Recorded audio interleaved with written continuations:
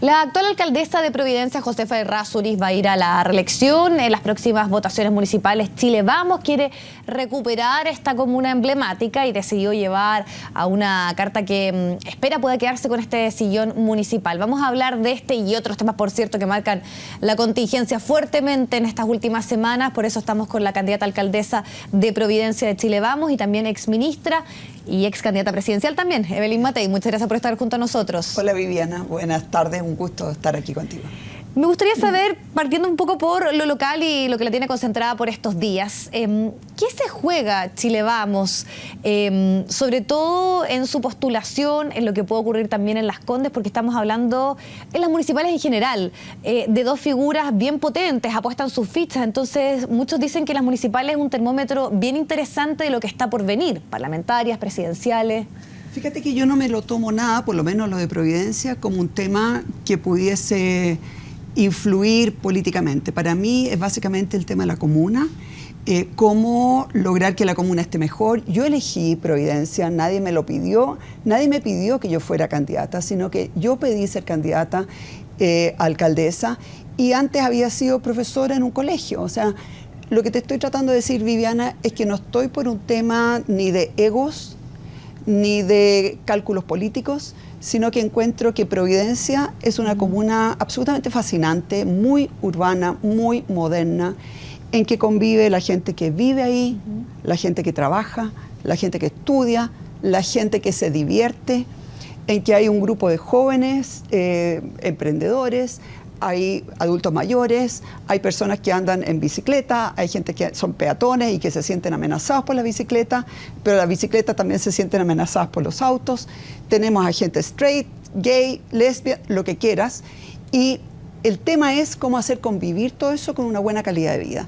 Y ese es mi desafío. La verdad es que el resto de cuáles son los efectos que pueda tener o no pueda tener, de verdad, a mí, por lo menos, no me hacen perder el sueño. Ahora, eso podríamos verlo desde lo más personal, pero obviamente Chile Vamos tiene ahí una apuesta importante y que se suma también a lo que pueda pasar en otras comunas y en la proyección que puedan dar estos resultados pensando en las otras contiendas electorales que vienen.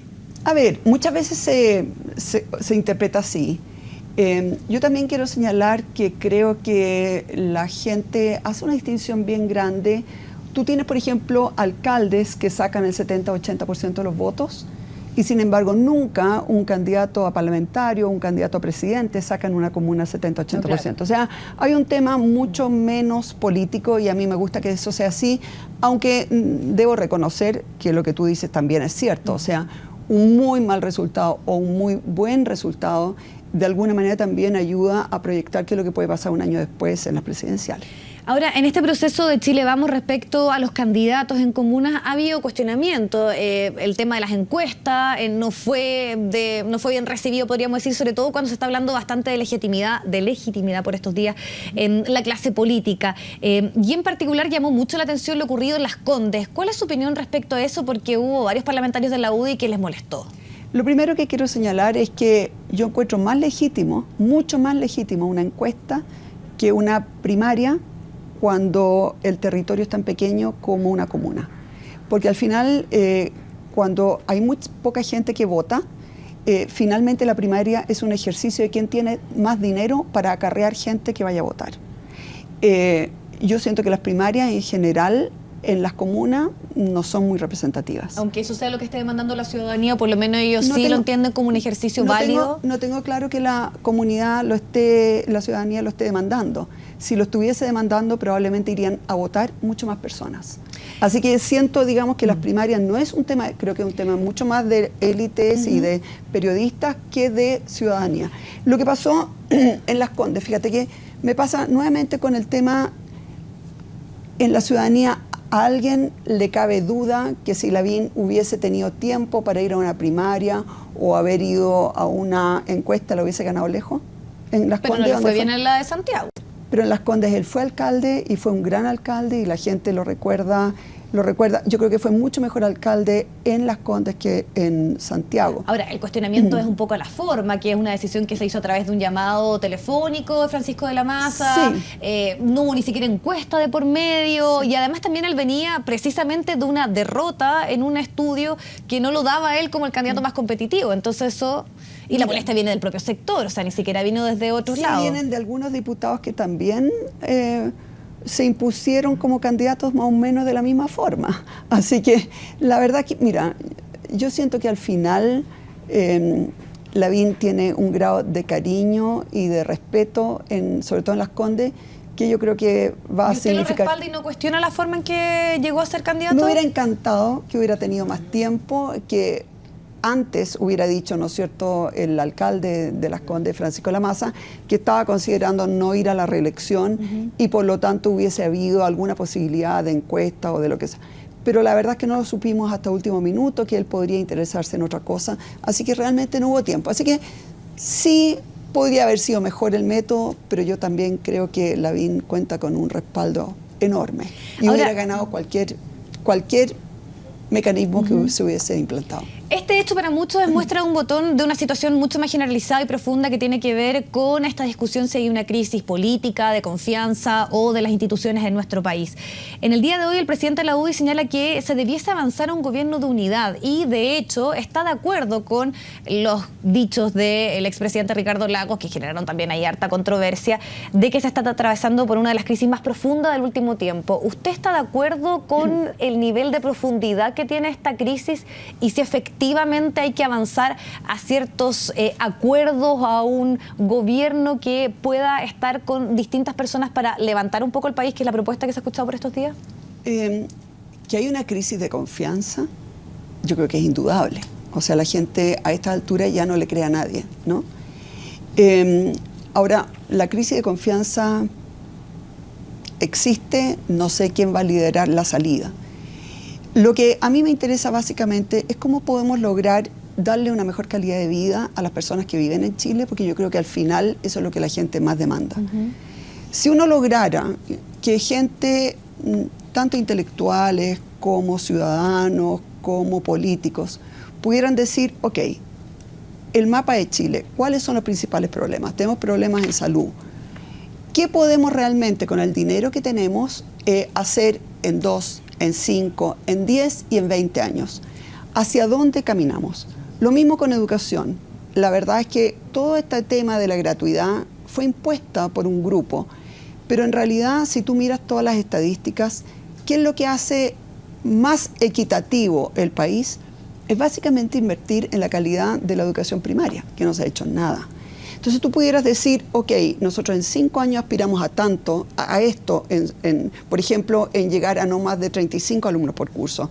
En 10 años a que no haya más de 25 alumnos por curso, sobre todo en primaria y en colegios vulnerables, porque de ahí parte efectivamente una mayor equidad en el país. Si tú pudieras ponerte de acuerdo en ciertos hitos y que ese acuerdo fuera relativamente transversal, ¿qué es lo que han logrado en general los países nórdicos? Países como Alemania, donde hay efectivamente una conversación importante en esas materias, yo creo que eso le haría un gran bien al país. Ahora, al parecer se va un poquito más allá, porque se habla como de un gobierno de unidad que yo creo que va más allá de ciertos temas puntuales. ¿Está la posibilidad de que nuestro país se avance hacia eso? No veo que exista esa posibilidad. Yo creo que más bien uno debiera fijarse ciertos temas en que nos jugamos, porque yo creo que además hay un tema de crisis, porque hay cierta gente que siente que efectivamente no hay suficiente equidad. Y yo quiero decir que aquí en nuestro sector político hay dos visiones. Uno que dicen que basta con luchar contra la pobreza.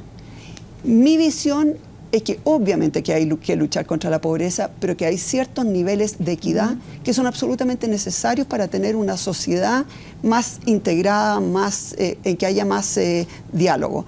Y si nosotros pudiéramos ver cuáles son los temas que te producen esa mayor equidad y que la gente de verdad la está reclamando muy fuerte, como por ejemplo que la gente de más escasos recursos no viva en la periferia de la ciudad, donde significa que pierde 2 horas y además bastante dinero en llegar al trabajo y 2 horas después para volver, con lo cual llegan absolutamente exhaustos, imposibilitados de preocuparse de los niños. ¿Ve la sintonía en su sector con esos temas? Porque también la pregunta que ha surgido a partir de esta crisis de confianza o de la clase política es ¿por qué desde Chile Vamos no se logra capitalizar esto, por ejemplo? ¿Qué mea culpa o qué reflexión se hace respecto al tema? Yo creo que los temas, ¿no es cierto?, de financiamiento de la política han golpeado muy fuertemente y han golpeado a todo el mundo. ¿Y en particular a Chile Vamos? Lo que pasa es que claramente la justicia le ha cargado mucho más la mano a Chile Vamos que a todos los demás. O sea, uno mira todo lo que sucedió durante la pre-campaña de Michelle Bachelet. Mucho dinero, se sabe quiénes fueron a recaudar. ¿Y qué ha pasado? Han citado a declarar a la presidenta, han citado a declarar a su, creo que una vez o 2 veces, pero sobre el tema del financiamiento, ahí por ejemplo con Peñilillo, que fue ministro del Interior, no pasa nada. Probablemente el único que va a caer es el pobre Martelli, que probablemente era el que seguía órdenes. Entonces la verdad es que yo creo que sí hay una manifiesto desequilibrio en cómo la Fiscalía ha tratado a los episodios que involucran a Chile Vamos que a la concertación o a la nueva mayoría. Me gustaría también conocer su opinión porque en el día de hoy generó bastante reacción las palabras que tuvo el exministro del Interior al plantear que tenía fecha de vencimiento la nueva mayoría y que terminaba con este gobierno. ¿Usted concuerda con eso? Bueno, yo creo que ese es el gran desafío de la democracia cristiana y de los sectores también más moderados, más sensatos, ¿no es cierto?, del Partido Socialista y del PPD. Uno ve que hay mucha gente que se siente incómoda con este gobierno de la nueva mayoría y hay otros que al contrario lo que quieren es mucho más retroexcavadora. Y ese es un problema que van a vivir, ¿no es cierto?, todos los partidos que están hoy día en la nueva mayoría. Acá claramente hay 2 modelos. Uno, que es ir progresando, que Chile siga progresando como lo hizo durante el gobierno de Piñera y los gobiernos de la concertación, o que siga retrocediendo como lo ha hecho en este gobierno de la nueva mayoría. ¿Y esa responsabilidad, a su parecer, como también lo esboza Jorge Burgos, es del Partido Comunista? Claramente el Partido Comunista, obvio, pero también de sectores importantes, ¿no es cierto?, del PPD, Jaime Quintana, Guido Girardi, del Partido Socialista, de la propia democracia cristiana. Ahí hay varias personas que son filocomunistas, digamos, en su pensamiento. Entonces, ellos también tienen una responsabilidad obviamente muy clara. O sea, sería muy injusto echarle la culpa solamente al Partido Comunista. Ahora, todo este tema de las crisis de confianza o que existe en la política en nuestro país ha hecho que se adelante un poco la carrera presidencial y que se esté a puertas de una encuesta CEP, resultados también de una última encuesta Mori, que plantean ahí como un candidato bastante, o que por lo menos en Chile Vamos a estar liderando esto, es Sebastián Piñera. Y está toda esta discusión en la UDI si es que se debe apoyar a él o se debe llevar candidato propio. ¿Usted va por apoyarlo o porque la UDI lleva un candidato? Mira, Viviana, y creo que en esto hay que ser muy práctico.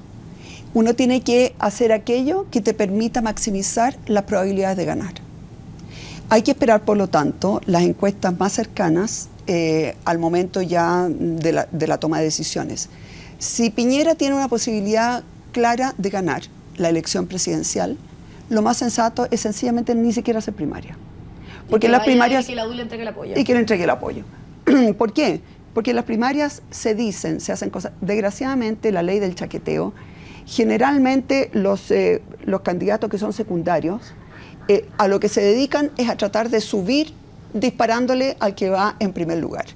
Entonces, al final, claro, puede que igual triunfe uno, pero ya muy debilitado por las huestes del propio sector. Lo que vimos, ¿no es cierto?, con Bernie Sanders allá contra la Hillary Clinton. Mira tú todo lo que le ha costado remontar a Hillary Clinton, a pesar del adversario que tiene, que en realidad es como bien extraño, ¿no es cierto? Usted dice por decir. Que entonces, la UDI debería cerrar filas con Sebastián Piñera si las encuestas así lo indican. Si las encuestas demuestran que Piñera puede ganar la presidencial, yo creo que efectivamente hay que apoyarlo. Si no dicen eso, las primarias perfectamente pueden ser una alternativa, pero yo creo que el instrumento es un instrumento.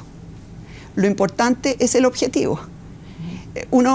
Cuando uno pone los instrumentos como un fin en sí mismo, uno está errando absolutamente. Por ejemplo, la reforma tributaria es un instrumento, no es un fin, no es un objetivo.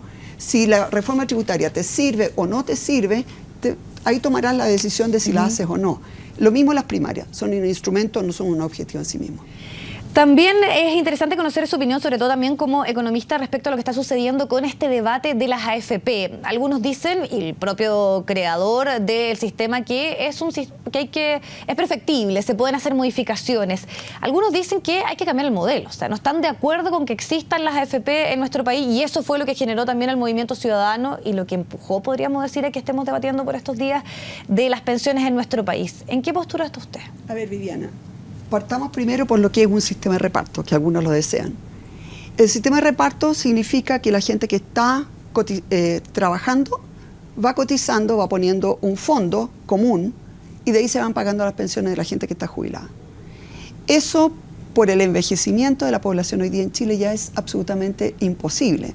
O sea, la cantidad de trabajadores que están en edad de trabajar versus los jubilados, es tan poca la cantidad de gente activa que sencillamente, sí, la situación demográfica. Pero además hay un problema súper serio con los sistemas de reparto, y es que nadie sabe para quién trabaja. Como va todo a un fondo común, y generalmente las pensiones se calculan de acuerdo a los salarios de los últimos 5, 3 o 10 años, la gente típicamente lo que hace es cotizar lo menos posible cuando tiene 20, 30, 40, 50 años.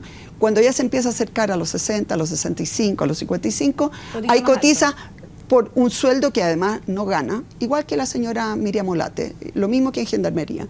Y finalmente se llevan con unas pensiones que nunca se las han ganado con sus contribuciones. Entonces las contribuciones son siempre muy pocas, lo mínimo posible, y lo que se tratan de llevar siempre es lo más. Por ejemplo, tú tenías parlamentarios que se jubilaban, no sé, no me acuerdo bien cuál era la cifra, 10, 15 años de servicio, las propias Fuerzas Armadas se jubilan con 20 años de servicio. Hoy día 20 años no te permite financiar ninguna jubilación. Eso respecto a un modelo que tiene que ver con el sistema de reparto, pero hay que hacerle cambios al sistema de AFP, hay que introducir modificaciones, porque tal como está, sobre todo el tema de la tasa de reemplazo, que es lo que finalmente le importa a la gente, las cifras son súper bajas comparable, por ejemplo, con lo que pasa en la OCDE. Mira, las tasas de reemplazo están mal medidas, porque en general en la mayoría de los sistemas de pensiones, si tú no cotizas un mínimo de años, 20 años, 25 años, tú no obtienes pensión.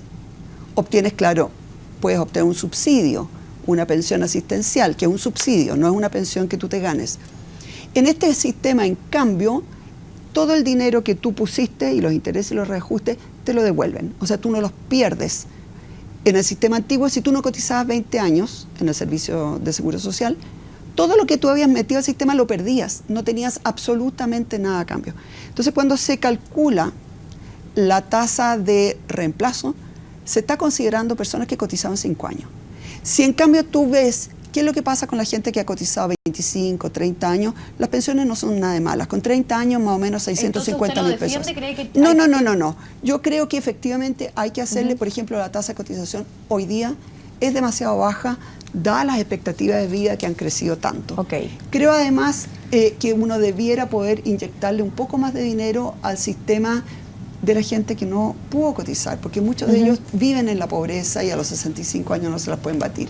Entonces, tú puedes hacer una serie de mejoras, pero el sistema básico, fíjate que la China comunista, que tiene muy buenos, los mejores científicos, qué sé yo, revisaron todos los sistemas habidos en el mundo para instaurar un sistema de pensiones y optaron por este sistema de capitalización individual. Tan malo no será. Por lo tanto, cambios, pero no un cambio al modelo. Cambio, pero no un cambio al modelo, porque en realidad, y lo que quiero señalar es que la mayoría de estos reportajes que se hacen en la televisión, lo que demuestran es mucha falta de conocimiento, porque como te digo, la tasa de reemplazo, tú no puedes comparar cuando alguien ha cotizado 5 años con 20. Bueno, queremos agradecerle muchísimo haber estado junto a nosotros hablando de varios de los temas que están marcando la contingencia y los debates por estos días. Muchas gracias. Un gusto, Viviana, que esté muy bien. Vamos a la pausa, ya volvemos.